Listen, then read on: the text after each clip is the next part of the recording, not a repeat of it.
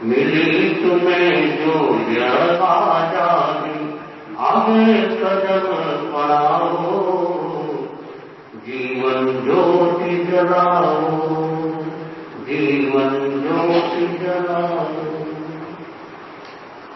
श्रद्धा से नमन करे हम, तेरा अनुसरण करे हम, पल पल में स्मरण करे हम, महावीर स्वामी, महावीर स्वामी।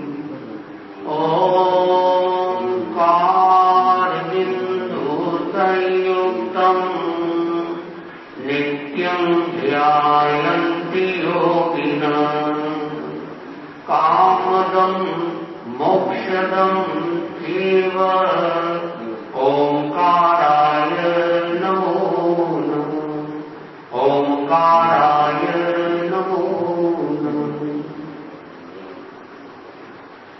चैता भारहंवासं चक्रवर्ती मदित्यो, संति संति करे लोये, पत्तो गई मणुत्तर। आराध्य के पावन चरणों में वंदन। अर्थ विराजित श्रद्धेय मुनिश्री संजय कुमार जी स्वामी, मुनिश्री प्रकाश कुमार जी स्वामी, धर्म प्रेमी भाइयों और बहनों, जय दर्शन में भूगोल की मीमांसा से ज्ञात हुआ कि हम सब लोग इस लोक में रहते हैं, जिस लोक का नाम है भरत क्षेत्र,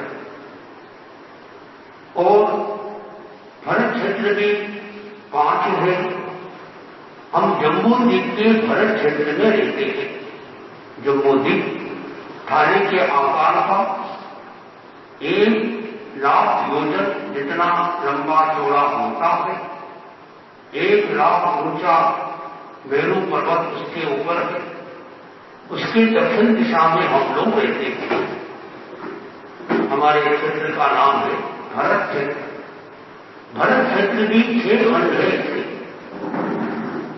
और बड़े मजे की बात यह है, जिस क्षेत्र में हम रहते हैं वो भरत क्षेत्र का पहला खंड है, और इसका दूसरा, इसमें जो लोग रहते हैं दोनों तरह के लोग हैं।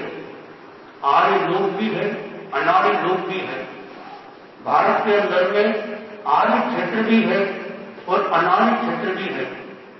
टोटल इन 6 खंडों में 32,500 देश आते हैं। उन 32,500 देशों में जो 25 देश थे वो भारत में, जिसे ये देश कहते हैं शास्त्रों में, अपनी भाषा में जिसे हम राज्य या जिला कह सकते हैं, जैसे अयोध्या, अंग देश, वंग देश, उज्जैनी आदि बहुत सारे से क्षेत्र हैं, द्वारिका। तो इस भारत क्षेत्र में तीर्थंकर हुए हैं। कोई आपसे पूछ ले कि आपने बोला नमो अरिहंतान, तो एक साथ आपने कितने तीर्थंकरों को वंदना कर दी?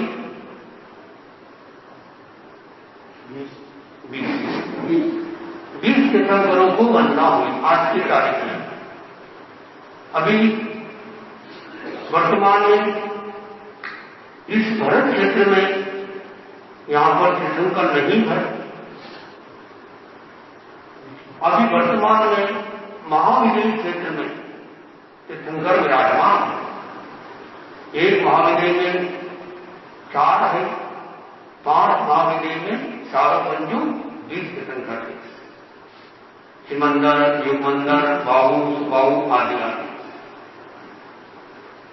तो ये भारत का ऐसा देश है जिसमें, और ये भारत क्षेत्र में जितने भी एशिया, अमेरिका आदि सब ये भारत क्षेत्र में आते हैं।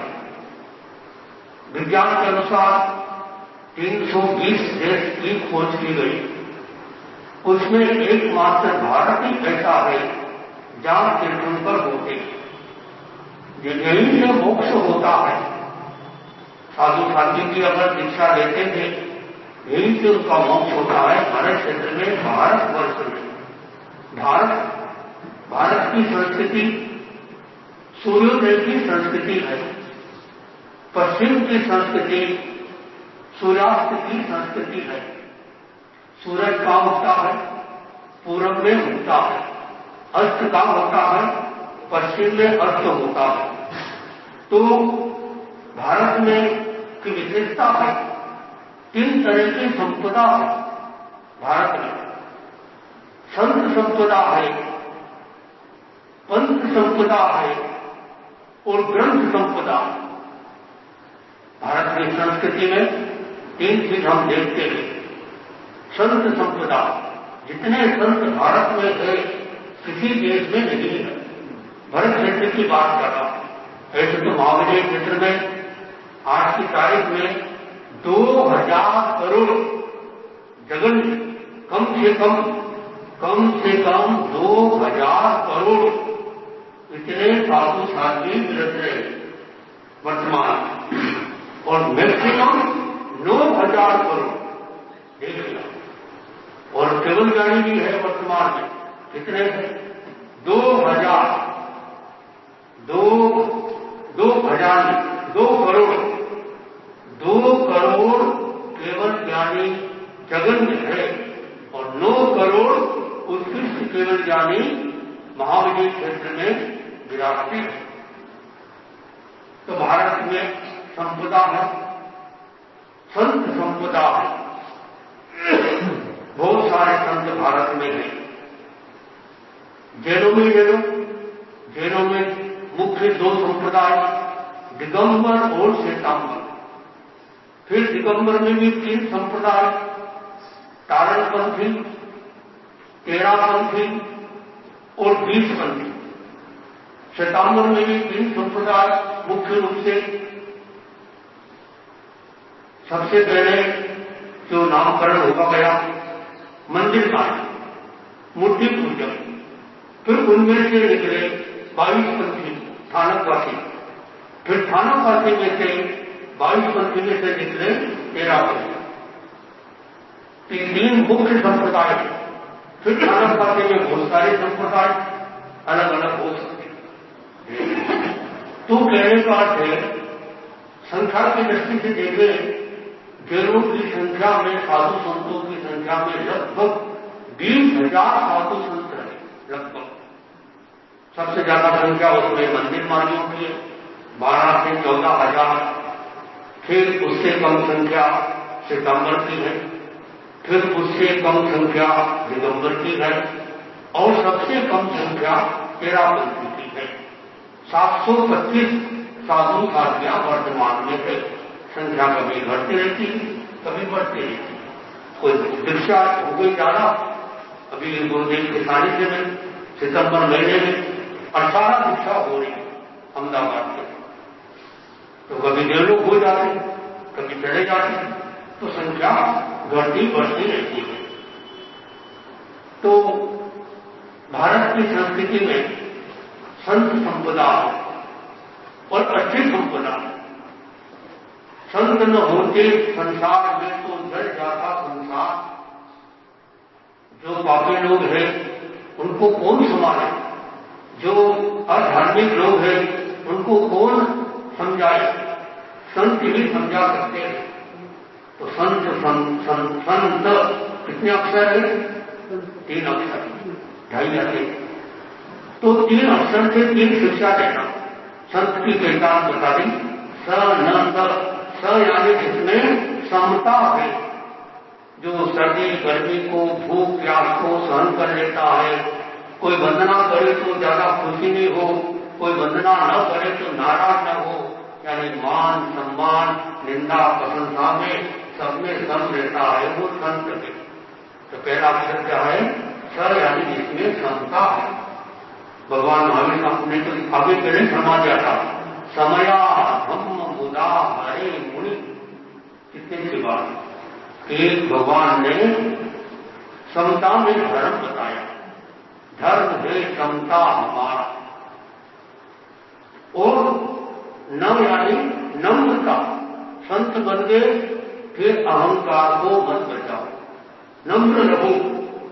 हमारे मंत्री मुनि है वो कहा करते थे, हम किस पर अहंकार करें, घर में गोचरी जाते हैं तो हाथ फैलाते मांगते कुछ दे दो, और खड़े खड़े भी झुकते भी, थोड़ा झुकते, एकदम खड़े खड़े गोचरी नहीं करते, थोड़ा झुकते तो बेरा क्या बेरा। तो नम्रता, तो संत में नम्रता होती है, होना चाहिए। तीसरा अक्षर क्या है? त। संत त यानी तपस्या, तपस्या करते रहते, छोटी मोटी कोई ऐसा अगर उपवास नहीं किया तो फिर संत को तपस्या करते, तपोधन साधु साधियों। क्यों?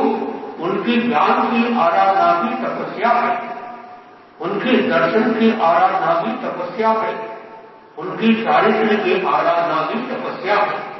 इसलिए आचार्य उमा स्वामी ने कहा, सम्यक दर्शन ज्ञान चारित्राणि मोक्ष मार्ग। मोक्ष मार्ग के सम्यक लगा दो तो तीन उपाय, और यूं बोलो तो ज्ञान, दर्शन, चारित्र और तप, ये मुक्ति के मुक्ति मार्ग प्रभु चार बताया। और कोई मुक्ति के मार्ग पांचवा कोई नहीं, ये चार मुक्ति के मार्ग यानी के उपाय, इन उपायों से मुक्ति प्राप्त हो सकती है। तो संत हो गया। तो भारत में संत संपदा। अब दूसरा है, भारत में पंथ संपदा। कितने तरह के संप्रदाय हैं, और संप्रदाय और धर्म एक नहीं दो है। जैसे छिलका और केला ये दो है। जैसे छिलका केले की सुरक्षा करता है, वैसे संप्रदाय धर्म की सुरक्षा करता है। जैसे लिफाफा और अंदर लेटर ये दो है, वैसे धर्म और संप्रदाय दो है। संप्रदाय बुरा नहीं है, छिलका बुरा नहीं है, लिफाफा बुरा नहीं है। बुरा क्या है? सांप्रदायिकता, कि मेरा संप्रदाय सही है, तुम्हारा संप्रदाय गलत है, ऐसा सोचना, ये सांप्रदायिकता है। तो ये बुरा हो सकता, संप्रदाय कभी बुरा नहीं हो सकता। ये आचार्य तुलसी के वचन बता रहा हूं। तो भारत में पंथ संपदा है।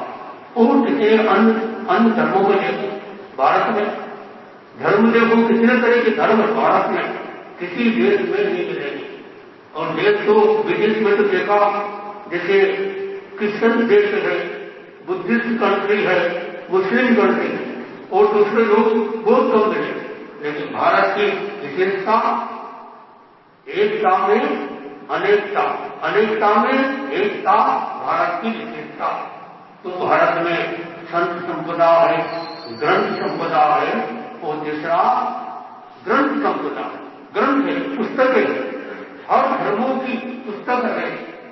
जैन धर्म की पुस्तक का नाम आगम, बौद्ध धर्म की पुस्तक का नाम त्रिपिटक, और हिंदू परंपरा की पुस्तक का नाम गीता, भगवत गीता। और इस तरह से मुस्लिम का कुरान, और क्रिश्चियन का बाइबिल। शायद ही कोई ऐसा धर्म होगा जिसका कोई मंत्र नहीं और जिसका कोई ग्रंथ नहीं। हर धर्म का अपना मंत्र है, अपना ग्रंथ है। तो भारत की विशेषता रही।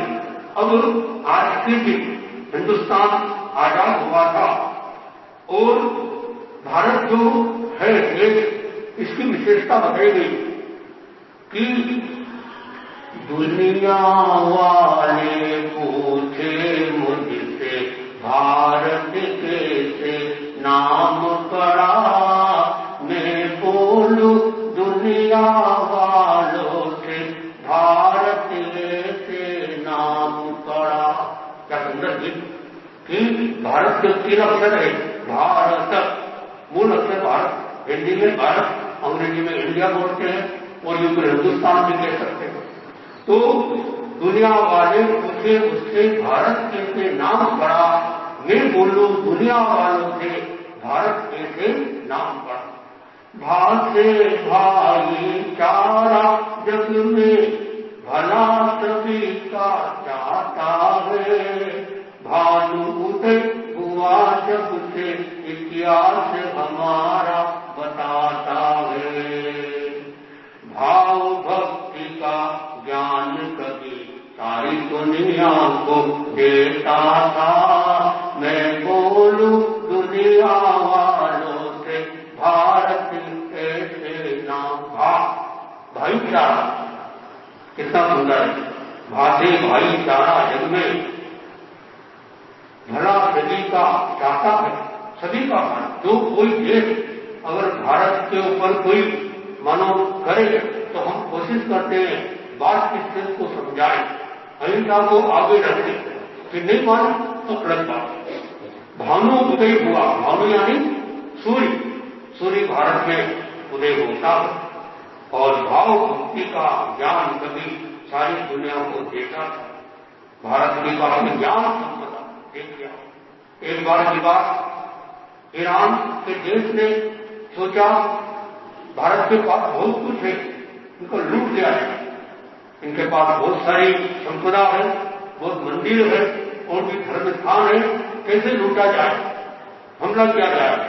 वहां के मंत्री ने कहा रुको राजन, बादशाह रुको, पहले आप परीक्षा करो कि देश काम का है कि नहीं अपना। भारत काम का है तो भारत को रहना चाहिए, भारत काम का नहीं धर्म का है, पर परीक्षा की जाए। क्या परीक्षा की जाए? बोले एक सुझाव देते हैं, एक काम करो। एक उन्होंने काजल की डिब्बी तैयार की और काजल की डिब्बी के साथ लेटर भेजा, क्या ऐसा काजल हमको मिल सकता है? हिंदुस्तान में भेजा। उस काजल की विशेषता क्या थी? अगर आंखों में डाले तो अंधा आदमी भी देखने लग जाए। हिंदुस्तान के अंदर आया दूध के द्वारा, बोले हम क्या हमको ऐसा काजल मिल सकता है? राजा के सामने समस्या खड़ी हो गई कि ऐसा काजल राजा के दिमाग में आया, मंत्री का दिमाग एक होता है और हमारे जो मंत्री है, मंत्री की आंखें कमजोर है या उसको दिखाई नहीं देता, अवस्था हो गई, अब वो मंत्री सूरदास बन गया है। तो क्यों नहीं ये सुरमा जो है, काजल जो है, ये मंत्री की आंख में डाल दे, मंत्री क्या बोलेगा? उसका दिमाग तेज है, होगा तो और काजल बना दे। मंत्री को बुलाया, मंत्री आया, बोले ये काजल की डिब्बी है, इसमें केवल दो आंख ठीक हो जाए इतना ही काजल है, क्या ये एक काजल की ऐसी डिब्बी है और ऐसी और डिब्बी बन सकती है? बोले कोशिश करता हूं। कोशिश करने वालों की हार नहीं होती। जब तक न हो कामयाब, नींद चैन को त्यागो तुम, जंग का मैदान छोड़कर मत भागो तुम, कुछ किए बिना ही जैसे कार नहीं होती और कोशिश करने वालों की कभी हार नहीं होती। तो मंत्री ने क्या किया? एक आंख में काजल डाल और आंख उसकी खुल गई। अब उसको क्या करना था? दूसरी आंख में काजल डालना था। उसने क्या किया? सब लोग बोले तो गलत हो रहा, जो आंख में डालना था काजल, दूसरी आंख का लीड था, वो कहां डाला उसने? जीभ के ऊपर डाला। आंख से तो देख लिया, एक आंख से देख लिया और जीभ से जान लिया कि इसमें क्या क्या तत्व है। बोले ऐसा काजल बनाना है, बनाता, ये सामग्री लेकर आओ। सामग्री मंगाई और प्रयोग के लिए दूसरी आंख में डाला, वो आंख खुल गई। और बोले कितना काजल चाहिए? बोले अभी 1 दर्जन काजल दे दिया, भेज दिया ईरान में। बोले ऐसा काजल मिल सकता है आपको, कितना चाहिए बताओ? वहां के राजा ने कहा, बादशाह ने कहा, हिंदुस्तान के ऊपर हम हमला नहीं कर सकते। जो देश इस तरह की जिनके पास में ज्ञान है कि जो व्यक्ति अंधे हैं उनकी भी आंखें खुल जाती है, ऐसा काजल बनाना जानते हैं, ऐसे देश पर हमला नहीं हो सकता। तो वहां से भाईचारा ज्ञान बढ़ता था। और रथ दूसरा से क्या भारत का रथ रहता है, ये रथ रहता है अपने शक्तियों में, अपने रण में रथ रहता है और रणनीति में आगे रहता निपुण है, किसी से डरने वाले नहीं रहता रहते हैं। और ये रथ रहता है चिंतन में, मनन करने में हमेशा लगा रहता है। दूसरा अक्षर क्या हुआ? रथ। भारत में दूसरा अक्षर र हुआ और इसीलिए मैं कहता हूं दूसरा अक्षर र हुआ। तीसरा अक्षर क्या है? त से त्याग तपस्या में यह सबसे आगे। हिंदुस्तान जितना त्याग तपस्या में आगे है, दुनिया का कोई देश आगे नहीं। ये छोटे छोटे बच्चे भी त्याग तपस्या की बात जानते हैं। तो ये भारत में तीसरा अक्षर द हुआ। तो दुनिया वाले पूछे मुझसे भारत कैसे नाम पड़ा, मैं बोलूं दुनिया वालों को भारत कैसे नाम पड़ा। तो आज के दिन हिंदुस्तान आजाद हुआ और अपना सौभाग्य, रेल बंगलाव के लोगों का सौभाग्य, उस दिन जिस दिन हिंदुस्तान आजाद हुआ उस दिन हमारे सामने बैठे हैं स्वतंत्र जी मेहता, इनका जन्म हुआ। ये हमारे सामने उपस्थित है, इनका हम आध्यात्मिक मंगल कामना करते हैं और इसे बता रहे अपने स्थान पर खड़े होकर वंदन।